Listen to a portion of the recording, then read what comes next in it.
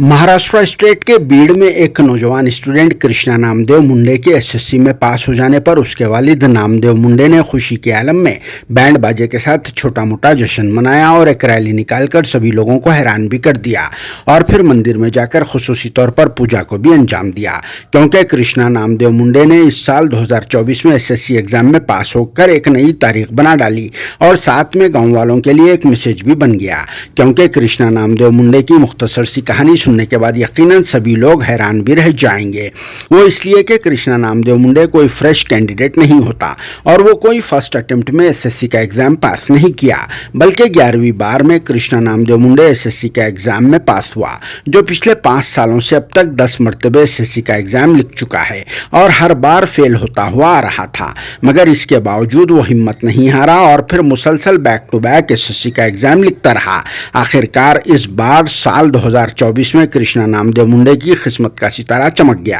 और फिर शायद इन्विजिलेटर्स को भी इस पर रहम आ गया और वो एसएससी में कामयाब हो गया, जिसके बाद इसके वालिद नामदेव मुंडे को बहुत ही ज्यादा खुशी महसूस हुई और इन्होंने अपने बेटे के लटक लटक कर एसएससी कामयाब होने पर बैंड बाजे के साथ एक बारात निकाली, जिसमें रिश्तेदारों, दोस्तों और गाँव वालों को भी बुलाया गया था। जहाँ बारात में बिल्कुलिया तौर पर शादियों की बारात के वैसा मंजर लग रहा था। पटाखे वगैरह दबा के फोड़े गए और इस बारात में 11वीं बार एसएससी पास होने वाला कृष्णा नामदेव मुंडे दुल्हे के वैसा लग रहा था, जिसके गले में गुलाब के फूलों का हार था और फिर वो सबके बीच में चल रहा था और फिर बाज़ जगहों पर तो इसे लोग खुशी के आलम में कांधों पर भी उठा लिए थे। कृष्णा नामदेव मुंडे परली तालुका में मौजूदा रत्नेश्वर स्कूल से एसएससी की तालीम मुकम्मल किया था और फिर वो लास्ट टाइम हिस्ट्री में फेल हुआ था, लेकिन इस बार पूरा पास हो गया, जिस पर गाँव वालों ने भी कृष्णा नामदेव मुंडे को मुबारकबाद पेश की और कहा कि काश अगर वो फर्स्ट अटेम्प्ट में एसएससी पास हो जाता तो फिर इसके वालिद नामदेव मुंडे को